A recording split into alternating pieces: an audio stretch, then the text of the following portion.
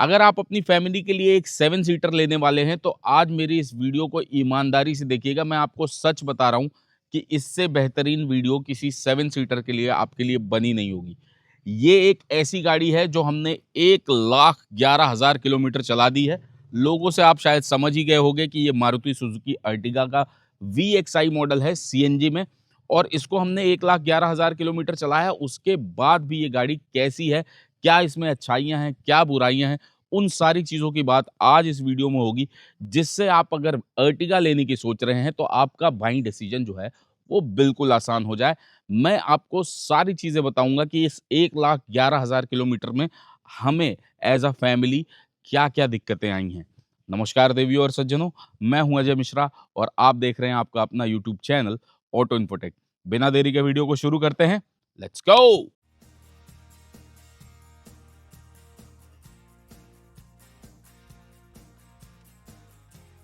अब वीडियो शुरू करने के पहले मैं बता दूं कि मैं आया था अपने गांव, जहां पर ऑलरेडी बहुत सारा कंस्ट्रक्शन का काम चल रहा है। तो पीछे का बैकग्राउंड अगर आपको थोड़ा सा अजीब लगे तो उसे इग्नोर कीजिएगा, और मैं आपको अब बताता हूं एक एक करके कि अर्टिगा के पॉजिटिव्स और नेगेटिव्स क्या हैं। शुरुआत कहां से करते हैं आपको पता है, हमेशा अच्छाइयों को देखते हैं, तो हम भी सबसे पहले पॉजिटिव्स की ही बातें करने वाले हैं। सबसे पहला पॉजिटिव जो मुझे इस गाड़ी का लगता है, एक एमपीवी होने के बाद भी, वो है इसका ग्राउंड क्लियरेंस। इसका ग्राउंड क्लियरेंस लगभग 180 मिलीमीटर्स है।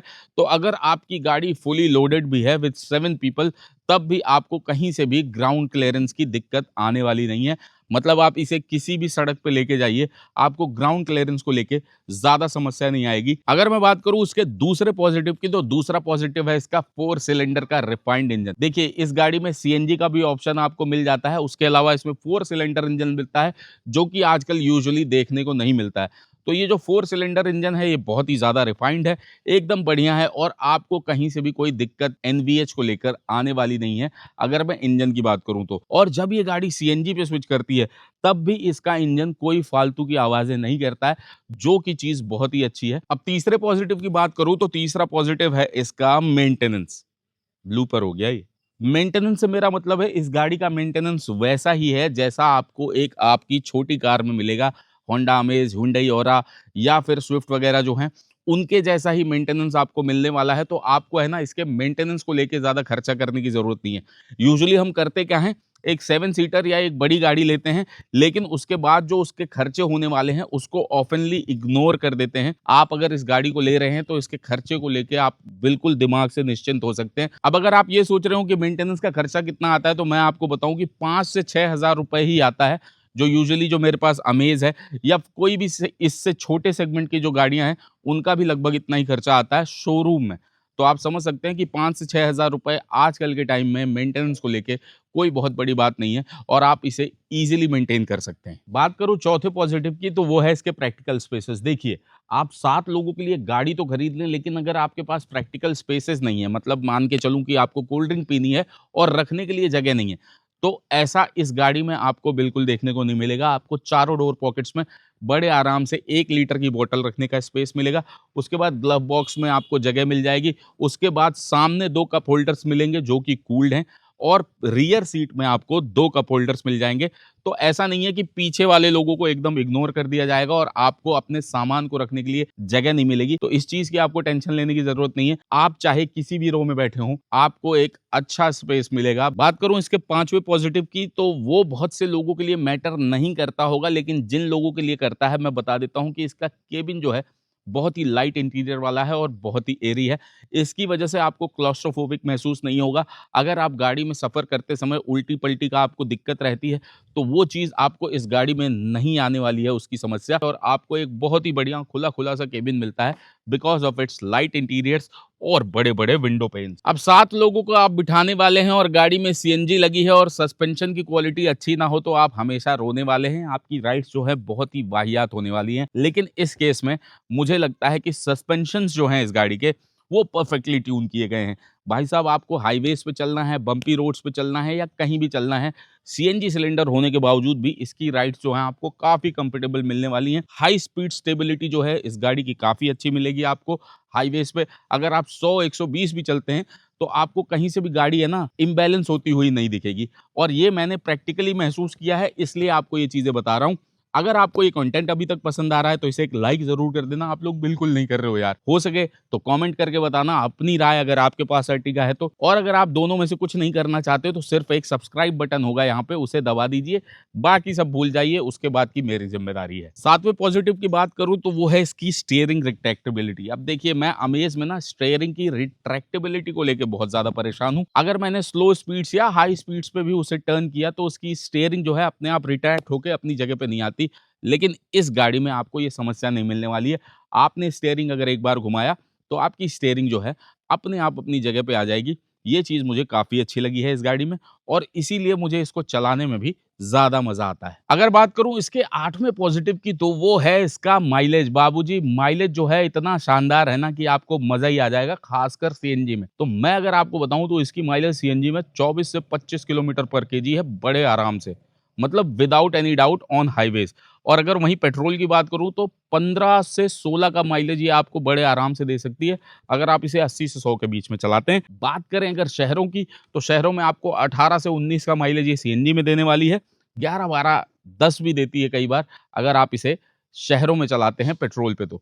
तो उस हिसाब से अगर मैं बात करूँ कि ये जितनी बड़ी गाड़ी है, उस हिसाब से काफ़ी अच्छा माइलेज आपको मिल जाता है। अब अगर बात करूँ इसके 9वें पॉजिटिव की तो वो है कि ये इंजन जो है वो सिटी राइड्स के लिए एक नंबर है बाबूजी। बहुत ही पेपी इंजन है, जैसे अपना डिज़ायर वाला है। हालाँकि डिज़ायर का 1200 सीसी है, लेकिन कैरेक्टर जो है वही सेम है। ब्रेज़ा में यही इंजन यूज़ होता है, तो उस हिसाब से ना ये काफ़ी पेपी इंजन है और आपको शहरों में ना बड़ा मज़ा आने वाला है इसे चलाने में। बस एक चीज़ है कि इसके गियर शिफ्ट जो है वो थोड़े से फ्रीक्वेंट होंगे, जो कि इसका एक नेगेटिव है शहरों के हिसाब से। बात करूँ इसके 10वें पॉजिटिव की तो वो है इसकी चौड़ी-चौड़ी कंफर्टेबल सीट्स। चाहे फ्रंट ड्राइवर सीट्स की बात करूँ या को पैसेंजर, या फिर पीछे वाले मिडिल रो की बात करूँ, दोनों ही सीट्स जो हैं काफ़ी चौड़ी हैं, काफ़ी स्पेशियस है, अच्छा लेग रूम, अच्छा नी रूम आपको दे देती है। अगर मेरे जैसे हाइट का बंदा 3 लगातार बैक टू बैक एक के पीछे बैठने हैं, तो नी रूम और लेग रूम में कोई दिक्कत नहीं होने वाली है। लेकिन अगर 5-10 के 2 बंदे आगे पीछे बैठ गए, तो पीछे वाली सीट पे जो है सिर्फ बच्चे ही बैठ सकते हैं। और 11वां पॉजिटिव है बाबूजी इसका क्लच। इतनी भारी गाड़ी होने के बावजूद भी एकदम हल्का मक्खन जैसा क्लच है। 1,11,000 किलोमीटर ये गाड़ी चल चुकी है, लेकिन उसके बावजूद भी इसका क्लच जो है अभी भी बहुत ज़्यादा लाइट है। हाँ, धीरे-धीरे अब थोड़ा हार्ड होने लगा है और हो सकता है कि इसको हमें 10, 20, 25 हज़ार किलोमीटर पे चेंज कराना पड़े। लेकिन आप सोच रहे हैं, 1,15,00,000 किलोमीटर तक अगर क्लच प्लेट चल जाए आपकी, तो इससे ज़्यादा और क्या लेंगे आप। अब बात करते हैं इस गाड़ी के नेगेटिव्स की, बिना टाइम को गवाए। अगर अभी तक आपको ये वीडियो पसंद आई है तो लाइक, शेयर और सब्सक्राइब करना बिल्कुल ना भूलें। अर्टिगा के साथ मैंने पहले भी कहा, आपका जो भी एक्सपीरियंस है कमेंट सेक्शन में शेयर करो यार, मुझसे इंटरैक्ट करो। 100% कमेंट्स के जवाब देता हूं। अगर अर्टिगा को खरीदने को लेकर कोई कंफ्यूजन है तो वो भी मुझे आप कमेंट बॉक्स में जरूर पूछ सकते हैं। तो सबसे पहले नेगेटिव की बात करूं तो वो है कि बूट स्पेस। बाबूजी देखिए, मेरे लिए तो नहीं है वो नेगेटिव, क्योंकि इसमें एक सीएनजी सिलेंडर भी रखा हुआ है। उसके बाद 7 सीटें भी लगी हुई हैं। उसके बाद जो है बूट स्पेस थोड़ा सा कम हो जाता है, 210 लीटर के आसपास। लेकिन जिनको बड़े नंबर चाहिए, उस हिसाब से इस गाड़ी में आपको बूट स्पेस कंपैरेटिवली इसके सेगमेंट के हिसाब से कम मिलने वाला है। लेकिन अगर आपकी फैमिली छोटी है और आप इसे एज अ 5 सीटर लेते हैं और कभी-कभी ओकेजनली आपको 7 लोगों को बिठाना है, तो कसम से रियर सीट्स को फोल्ड कीजिए और इतना ज़्यादा बूट स्पेस मिलेगा ना, दिमाग हिला के रख देगा। लगभग 600 लीटर के आसपास तब ये बूट स्पेस हो जाता है और मेरे को कहीं से कम नहीं लगता। लेकिन हाँ, अगर आपको बड़े नंबर्स चाहिए तो आपके लिए ये बूट स्पेस सच में कम है। बात करूं इसके दूसरे नेगेटिव की तो मुझे वो लगता है कि इसकी इंटीरियर क्वालिटी जो है थोड़ी सी और बेहतर हो सकती थी। पूरी गाड़ी में कहीं पे भी सॉफ्ट टच मटेरियल का इस्तेमाल नहीं हुआ है। 13 लाख की गाड़ी में मुझे लगता है कहीं थोड़ा बहुत सॉफ्ट टच मटेरियल का इस्तेमाल होना चाहिए था और इंटीरियर की क्वालिटी को, प्लास्टिक की क्वालिटी को थोड़ा सा और बेहतर किया जा सकता था। लेकिन बाबूजी वही बात है फिर कि जितना गुड़ डालोगे उतना ही मीठा होगा, और ये फिर कहीं से भी वैल्यू फॉर मनी प्रोपोजिशन नहीं रहेगा। इस चीज का आपको ध्यान रखना होगा बाबूजी। अब बात करूं अगर इसके तीसरे नेगेटिव की तो वो है कि इंजन जो है हाईवेज पे थोड़ा सा पावर मुझे लगता है कि कहीं कहीं इसमें कम है। The engine lakhs power. देखिए क्या है कि एक जो एंथुजियास्ट है, जिसे गाड़ी चलाने का बहुत ज़्यादा शौक है और वो पंजे को दबा के ही रखना चाहता है, उनके लिए ये गाड़ी नहीं बनी है भाई साहब। ये गाड़ी जो है बहुत ही सिंपल तरीके से चलाने के लिए बनी है। तो इस हिसाब से अगर आप सोच रहे हैं कि ये गाड़ी 1500 सीसी के इंजन में, जो टर्बो चार्ज वाले इंजन होते हैं, उनकी जैसा पावर देगी, तो वो चीज़ आपको इसमें नहीं मिलेगी। ये गाड़ी ईज़ी पेस पे स्टेडीली चलाने के लिए बनी है। तो अगर आपको हाईवेज़ पे इसे 140-50 भगाना है, तो ये गाड़ी जो है आपके लिए नहीं है। आप इसे तमीज़ से 80, 100, 110 तक चलाइए, बहुत मज़ा देगी आपको। लेकिन ये जो है हाईवेज़ पे थोड़ी-सी अंडर पावर्ड महसूस होने लगती है एक लिमिटेड रेव बैंड के बाद। अब बात करूँ इसके चौथे नेगेटिव की, तो वो है कि this car lakhs premium features. देखिए, मैंने पहले भी कहा जितना गुड़ डालोगे उतना ही मीठा होगा। अब आप मीठा करना चाहते हो तो गुड़ डालना पड़ेगा। उसके लिए ये गाड़ी बनी नहीं है। ऐसे कस्टमर्स को ये टारगेट नहीं करती। ये करती है वैल्यू फॉर मनी, जो कस्टमर्स ढूँढ रहे हैं उन्हें टारगेट।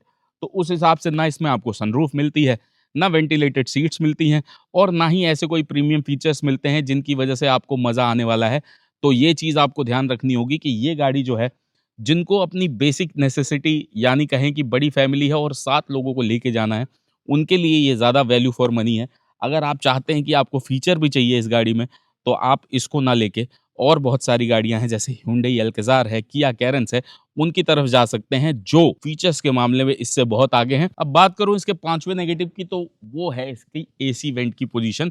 ये मुझे लगता है कि ये वैल्यू फॉर मनी गाड़ी होने के बावजूद भी ठीक की जा सकती है, क्योंकि जो इसके एसी वेंट्स हैं वो एकदम आपके सर के सामने हैं, और आप अगर कहीं गर्मी-वर्मी से आते हैं और आते ही एसी चलाते हैं, तो जो एसी का थ्रो है वो लगभग आपके सर से लेके गले तक ही रहता है, जिसकी वजह से आपको सर दर्द, खाँसी, जुकाम, बुखार जैसी शिकायतें भी हो सकती हैं।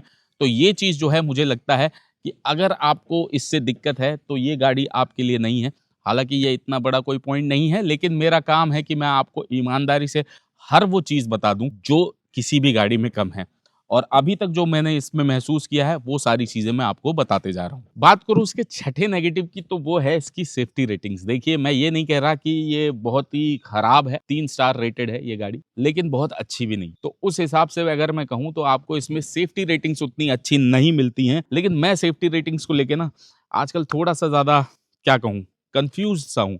क्योंकि वही महिंद्रा स्कॉर्पियो एन जो इंडिया में ग्लोबल एनकैप में 5 स्टार लेके आती है, वही ऑस्ट्रेलियन एनकैप में थोड़े से पैरामीटर्स चेंज होने के बाद 0 स्टार्स लेके आती है। कुल मिला के इसकी सेफ्टी रेटिंग कम है, ये चीज़ मैं आपको बता देता हूँ। And last but not the least, 7 seater आदमी लेता क्यों है कि तीसरी रो में आदमी आराम से बैठ जाए। देखिए, मेरी हाइट का अगर इंसान है तो तीनों रोज में 5 फुट 6 इंच का आदमी बड़े आराम से बैठ सकता है, और थर्ड रो में मेरे हाइट जैसा आदमी जो है वो लगभग 100-200 किलोमीटर का सफर भी कर सकता है। हालांकि जो थाई सपोर्ट है वो थोड़ा कम रहता है, लेकिन फिर भी आप 100-200 किलोमीटर का सफर कर सकते हो। लेकिन अगर कोई 5 फुट 10 इंच का आदमी यहाँ और यहाँ बैठा है, तो थर्ड रो में मेरे जैसा आदमी तो छोड़िए, एक छोटे से बच्चे को भी बैठने में दिक्कत हो सकती है।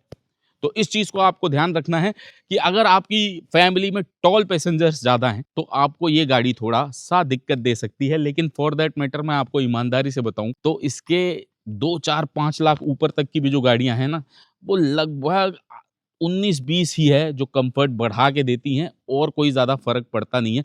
बस आप उन गाड़ियों में फीचर्स के पैसे देते हो, जैसे सनरूफ के पैसे देते हो, Alexa, voice command, steering control, turbocharge engine और दुनिया भर की जो चीज़ें हैं ना, उसके पैसे देते हो, ना कि इस कम्फर्ट के पैसे देते हो। तो 1,11,000 किलोमीटर चलाने के बाद ये थे इस गाड़ी के कुछ पॉजिटिव्स और नेगेटिव्स जो हमने महसूस किए।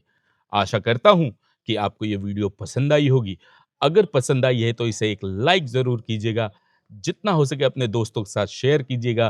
कमेंट करके बताइएगा कि ये वीडियो आपको कैसी लगी। आपका कोई सुझाव हो तो मुझे ज़रूर बताइएगा। अगर आपके पास अर्टिगा है तो कमेंट करके बताइए कि उसका एक्सपीरियंस आपके साथ कैसा रहा। और अंत में अगर हो सके तो आपके अपने यूट्यूब चैनल ऑटो इन्फोटेक को सब्सक्राइब कर लीजिएगा। जाते जाते फिर से वही एक बात कहूंगा कि जो देश के साथ खड़े हैं उनके साथ खड़े रहिए। जय हिंद, जय भारत। वीडियो देखने के लिए आप सभी का बहुत बहुत धन्यवाद।